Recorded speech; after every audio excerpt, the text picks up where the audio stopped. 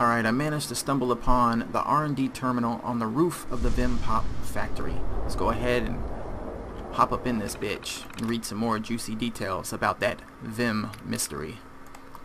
Alright, let's go to the user logs. Taste of Maine. I really can't believe this.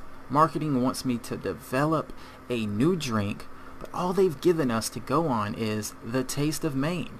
I swear to God, Norman just thinks that if he can string a few words together, things will just magically appear. What does it even mean? Fine. They want the Taste of Maine, then that's what we'll give them. Next, it's actually not terrible.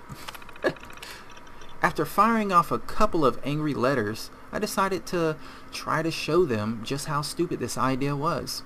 We took bottles of Vim Classic and brewed it up with fiddleheads, lobster shells, and a couple of other extracts, and I was sure this was going to be absolutely disgusting. The thing is, it definitely tastes kind of weird, but it's actually not as terrible as I thought. Maybe if we work on the flavor profile a bit, cloves or aster extract, what the hell? We can try taste testing it. At least it will keep them off my back while I figure something else out. So, this is really happening. I just got the label proofs from Mr. Reed. They are actually going forward with this crazy thing. Despite taste testers saying it has a fishy taste, they seem to actually be liking it. The aster extract seems to cover up the aromatics of the lobster somehow. I really can't explain why anyone likes this thing. Apparently, they are going to call it Captain's Blend, at least for now. Alright, then the final one. Well, that's weird. Some of our taste testers have reported having weird smelling sweat after drinking Captain's Blend. I mean, I'm not really surprised. There is a lot of lobster in there. But it gets weirder than that. One of the testers said that he's a commercial fisherman and just loves the taste. He's been buying cases of the testers to bring out on his boat. The weird thing is that he claims that when he's been drinking Captain's Blend, the lobsters seem less prone to attack him when he takes them out of the cages. It sounds ridiculous, but I mean, what if it was actually true? Sounds good to me. Alright, ooh, Vim recipes. We're downloading the Vim recipes, baby. Let's see what all's in this motherfucker. Come on, give me the recipe. I gotta know what it is. Damn it. It wouldn't give us the recipe. Look at that. It's not even there anymore. I think the fucking recipe file's corrupted. Shit. Alright, anyway, it's time for the internal mail. Oh, she's only got 2. Alright, just do your best.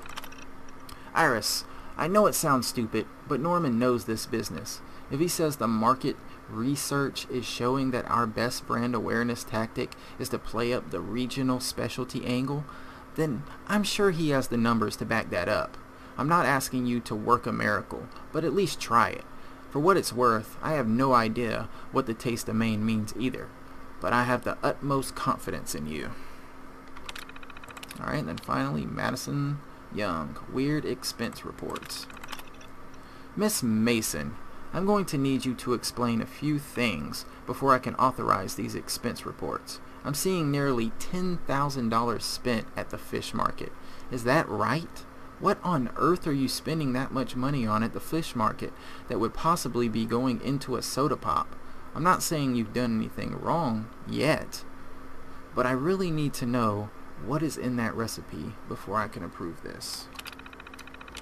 Well, we know that there's fiddleheads and lobster shells and aster extract, but we don't know any of the other ingredients because the file's corrupted. So I think we're just going to have to, well, it looks like I found out the special ingredient in the Captain's Blend. It is Super Mutant Sweat. Look at this little fucker, just bathing in the Vim. We got another one over here. Hey guys, you mind if I go for a little swim too? I want to be a part of the ingredients. I want people to pop open a bottle of my DNA. Yummy. Nah, I don't think that's a secret ingredient. I just figured I'd record this stupidness. Look what I just stumbled upon. The Vim Ambassador Terminal. I think we might find some more juicy details on this whole Vim mystery. So let's open it up, shall we? Ambassador Program, Tour Notes. The Vim Ambassador Program is a ground-level advertising company to bring Vim directly to consumers. Approved staff members will bring an advertising truck out to population centers. Dressed in custom-painted suits of power armor, our Vim ambassadors will hand out bottles of Vim, Vim Refresh, and Vim Quartz. They will answer questions and give out contact information for our sales and distribution team. Tour Notes. Note: wait for guests to finish arriving from the bottling center before beginning this part of the tour. In this area, we paint and maintain the suits of power armor used by our Vim ambassadors. These stalwart friends carry the message of Vim's great taste to your local communities.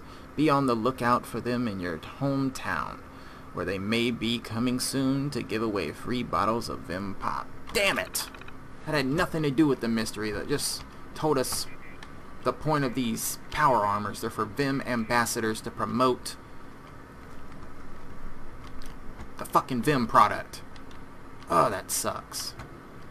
I'm so sad right now, man. I want to get down to the bottom of this. I want to know if Nuka had something to do with the attacks on all the Vim trucks. And I want to know what went down at the bar. I want to know just all the juicy details. And sadly, I cannot find a terminal that tells everything. So I think what I'm about to do is travel to the bowling alley where Madison Young was supposed to have a meeting with somebody and see if there's anything fishy going on there.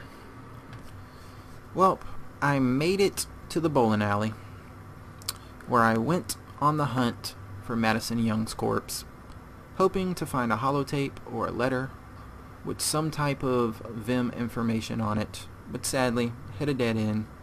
There was nothing here. Couldn't find her body, couldn't find a holotape, nothing at all. But I did manage to find two little tidbits of info about Vim and Madison Young in the terminal at the front desk. So let's go ahead and check that out. So if we go to Bowler Scores, boom, we can see that Madison Young was indeed here. She's on the scoreboard. She got some pretty good scores. Good for her. She's a kick-ass bowler, but that doesn't really help us with the Vim mystery. Now if we go back and go to Employee Memos and click this top one that says Vim machine being marked out of order, we'll get a little bit more info. Now we're only going to read the first paragraph because the second paragraph has nothing to do with Vim. It says, I've brought it up several times during the staff meeting, but this is the 5th time this year that the Vim machine has stopped working. The repair guy said this time someone shoved gum up into the dollar slot.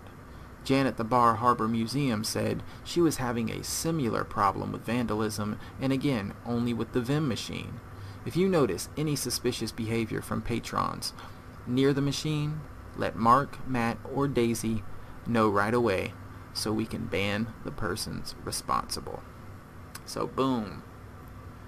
Now, as you know, we read back at the Vim Pop factory that a lot of their trucks were getting ransacked and vandalized. And now we read that the soda machines are getting vandalized. So there's something going on there. I think the Nuka-Cola CEO is pissed off. Well, not is, because this happened, you know, in the past, because we're in the future, but was pissed off at Reed for not wanting to sell Vim to him. So he decided, you know what, fuck it. I'm going to hire some goons to go to Far Harbor and just start fucking up the trucks, fucking up the Vim machines, preventing Vim from making any money, making Vim have to spend more money on more trucks, more machines, more soda pop, and just get them to the point where they're in a financial rut and they have no other option but to sell Vim. And we still don't know if that occurred or not, because we need more information. We don't know if Vim finally caved and switched over to Nuka. We don't know if Nuka bought out Vim, because we have a little bit of information. But I'm still going to be on the hunt. I'm going to continue this Vim mystery, even if it takes me a week, a month. Eventually we're going to figure out exactly what happened. But yeah, that's just what I think happened. I think the Nuka-Cola CEO has something to do with the Vim machines and the trucks and all that shit getting vandalized, because it's the only thing that makes sense. Because look at this. This is out of order. So you're like, man, I'm thirsty. My only other option is Nuka. Oh well, I'll go ahead and get a Nuka. Boom. It's the best type of marketing, man. Take out your competition.